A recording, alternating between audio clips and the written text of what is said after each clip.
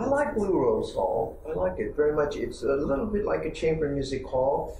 What is especially interesting about Blue Rose is that the stage is not a high stage. It's pretty much on the level, you know, like about like this. So when you're looking at the audience, they're all at your level. It's a much more intimate feeling, which is very satisfying, especially for chamber music.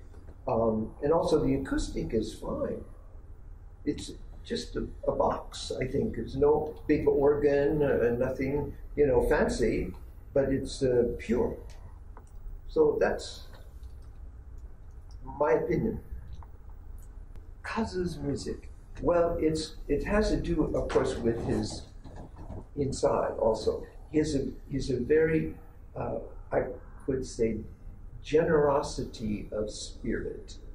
And that comes from playing chamber music so much, where you have to listen to other people all the time. But what I also love about him is that he understands the balance of the instruments, of the viola and the clarinet, which really have similar ranges. And I want to find that moment where our sounds are together in such a way that we don't know who is playing. It's like another new creation of sound. So to work with her, for me, is going to be very coming home, in the feeling of how chamber music is passed on from the older generation to the younger generation, but each time the younger, very alive players bring their own kind of spark to it. That's what I'm looking for, especially. I have an interesting story about the beginning of the Mozart Kegelstadt Trio, which is marked Andante, and it's in 6/8. And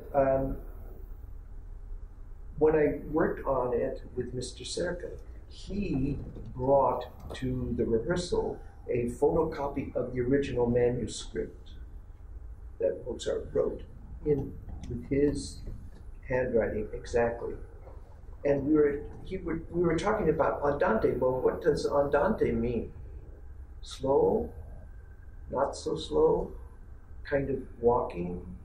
But Mr. Serkin said, look at the manuscript. Look at how the composer wrote the turn, which is the embellishment for each instrument.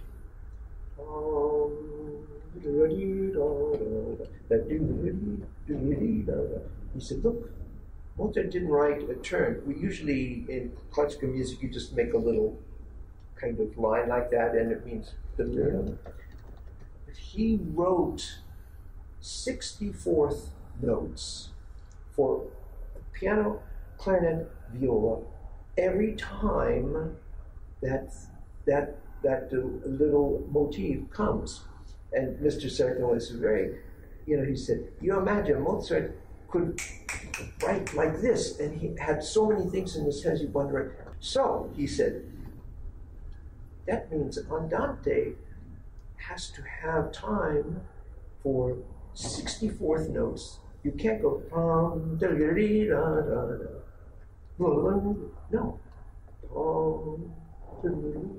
1, 2, 3.